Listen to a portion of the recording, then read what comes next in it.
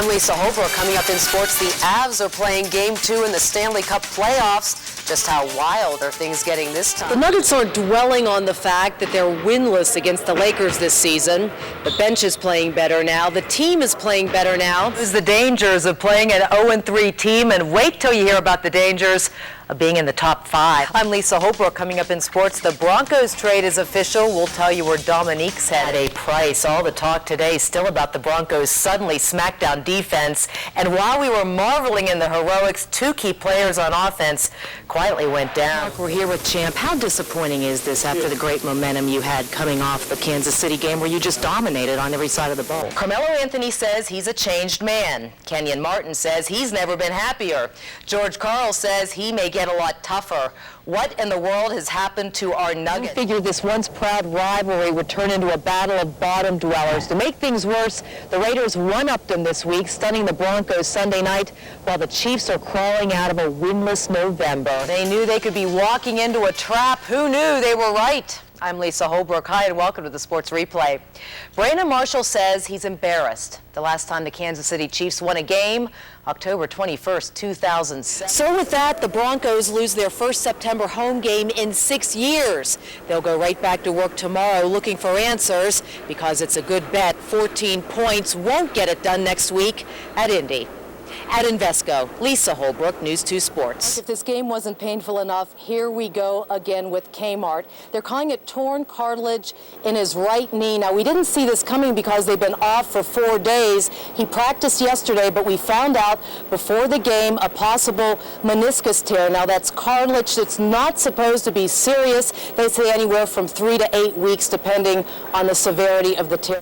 The Rockies finally made a move in the standings, now 7 games out, and playing their best ball of the season. They'll have to keep winning without their closer for a while, though. Brian Fuentes just went on bereavement leave. It would be up to the increasingly capable hands of Jorge De La Rosa to get the ball rolling in San Fran tonight, and he would have all the bat support he would need early. Garrett Atkins, this single's going to do some damage. Barmes and Holiday come home, and the Rockies take a 2-1 lead. The third inning hit fiesta continued. Thank you, Chris Iannetta.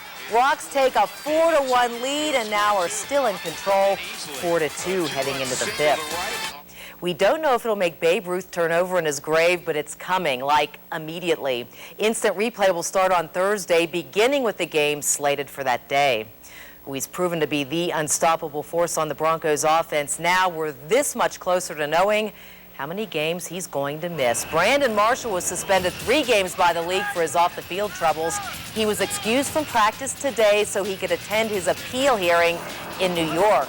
Their #1 receiver is trying to get his punishment reduced, and it will come down to 2 games if he complies with league guidelines during his suspension. The Broncos play their final preseason game Friday night in Arizona. While it's a meaningless spectacle for most, not so much for one Bronco in particular, who's looking at the biggest game of his life. Paul Boron has the story. Thanks, Paul. The big clash on the Front Range is Sunday night at Invesco for CU, year 3 of the Dan Hawkins era. Improvement last year, even higher expectations this year. A more experienced Cody, a blue-chip running back, and yet another year of buying into the Hawk formula that moved mountains in Boise. The Buffs won the showdown last year on a cliffhanger. All systems go in Boulder right now. And finally, how about a 9-year-old pitcher banned from Little League? His only crime? Being too good. Team stopped showing up to play the Willpower Fitness team when Jericho Scott pitched, so finally, league officials kicked the team out for the rest of the season, claiming parents were afraid of the way Jericho pitches. He does bring 40-mile-an-hour heat, but also has pinpoint control, and he's never hit anyone. He was also leading his team to an undefeated season. No comment from the league, who wasn't returning phone calls. Jericho's being robbed. Time to head back to Ernie and Kelly now at Pepsi Center. Hey, guys. To block 30, 25, 20, 15, 10, 5, touchdown. This is embarrassing. There were words to describe it. They were few. Might lost for words. Proof's in the pudding. You look at the scoreboard and it says everything. And definitely to the point. We got our butts kicked. It's embarrassing. By far, probably the worst game I ever played in. The problems that were supposed to be fixed were back times 10. The ball bounces free. Guy put his helmet on the ball, and I wasn't technically sound as far as holding the ball. Rivers rolling to his right, throws a low pass, caught by Gates, steps out of a tackle by Foxworth, and that's a San Diego touchdown. I think when you give up 41 points, it's a lot of things. I did a very poor job getting this football team ready. I don't want to take anything away from the Chargers, but we're a much better football team than to play at the level we did today. It's just terrible. I mean, 41-3 is horrible. So this one sent everyone scrambling for the record books. The verdict, worst loss in the Shanahan era. And you have to go back to 1966 to find anything quite this bad. They have 2 weeks to find their bootstraps. At Invesco, Lisa Holbrook, News 2 Sports. Here in the sanctity of the Frozen Four skates a descendant of hockey royalty.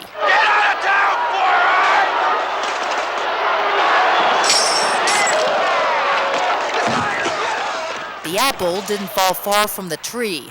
Notre Dame center Christian Hansen calls this member of the legendary slapshot trio Dad. Do you get tired of people asking you about your dad? Not at all. I love it. I can talk about it till I'm blue in the face. How does the son of one of the Hansen brothers end up at Notre Dame? My mom's intelligence. The junior finance major first saw his dad's 70s masterpiece when he was about 13. His parents didn't know about it. He wasn't happy at first that I saw it, but then he kind of told me, that was the way hockey was played back then, and that's the type of hockey player he was. We've been clowns. We've been goons. We've been freaks. But a bunch of criminals. We ought to be in jail. That's all there is to it. Even though he doesn't practice it, the younger Hansen has an appreciation of his dad's game and the sport's slightly more barbaric roots. He has his favorite part of the movie, one he can say on TV. It involved a soda machine and orange and a grape, and none of that stinking root beer. Give me a grape and an orange, none of that stinking root beer. Hansen hopes to lead Notre Dame to its first ever Frozen Four championship. As for those craving a kinder, simpler time, Dad is writing a book, due out in October. Whatever skeletons he has in his closet, I'll stay out of them. Lisa Holbrook, News 2 Sports.